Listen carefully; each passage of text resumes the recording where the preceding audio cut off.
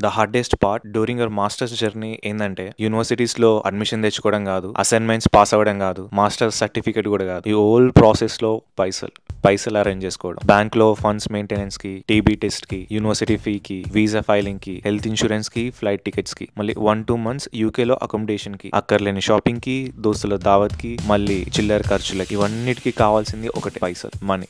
నువ్వెంత క్యాలిక్యులేటెడ్‌గా ఆలోచించినా ఏదో ఒక రీజన్ తోటి నీ పాకెట్‌లో నుండి మనీ ఎగిరిపోతూ ఉంటాయి. ప్రెజెంట్ యూకేలో మాస్టర్స్ చేయాలంటే మినిమమ్ 25-30 లాక్స్ కావాలి. ఈ 30 లాక్స్ ఎవరిస్తారు? ఫ్రెండ్స్ అండ్ ఫ్యామిలీతో అరేంజ్ చేసుకోవచ్చు కానీ ఇంట్రెస్ట్ రేట్, ఇజ్జత్ కోసం ఆలోచిస్తే బ్యాంక్‌లో లోన్ తీసుకోవడం చాలా బెనిఫిట్. బట్ చెప్పా కదా, ఈ ప్రాసెస్‌లో ద హార్డెస్ట్ పార్ట్ పైసలు అరేంజ్ చేసుకోవడం. అంటే బ్యాంక్‌లో లోన్ తీసుకోవడం, అదే స్టడీ లోన్ తీసుకోవడం. మన టైం బాగుండి అంతా మనకి అనుకూలంగా జరిగితే ఆల్ సెట్. కానీ కొందరు మేనేజర్స్ ఉంటారు, జనాల్ని టార్చర్ పెట్టడానికే బ్యాంక్ మేనేజర్స్ అయినట్టుంటారు. ఫస్ట్ యూనివర్సిటీ అడ్మిషన్ లెటర్ అంటారు, తర్వాత కొలాటరల్ లెటర్ అంటారు, గెస్టెడ్ సిగ్నేచర్, వాని పర్మిషన్ రాలేదు, వీని పర్మిషన్ కావాలి, ఇలా మన టైం అంతా బొక్క పెడుతూ ఉంటారు. Time waste, energy waste. మళ్ళీ 1-2 మంత్స్ లేట్ చేస్తే మళ్ళీ 6 మంత్స్ లేకుంటే నెక్స్ట్ ఇయర్ కి డిఫర్ చేస్తారు. ఇలాంటి సిచ్యువేషన్స్ మీరు ఫేస్ చేస్తూ ఉంటే, నేను రీసెంట్ గా జ్ఞాన్ధన్ అనే ఆర్గనైజేషన్ తోని టైఅప్ అయ్యాను. సో వీళ్ళ వర్క్ ఏంటంటే బ్యాంక్ కి మళ్ళీ స్టూడెంట్ కి ఒక బ్రిడ్జ్ లాగా స్టూడెంట్ లోన్ ని డీల్ చేస్తూ ఉంటది. సో వీలైనంత త్వరగా మనకి లోన్ శాంక్షన్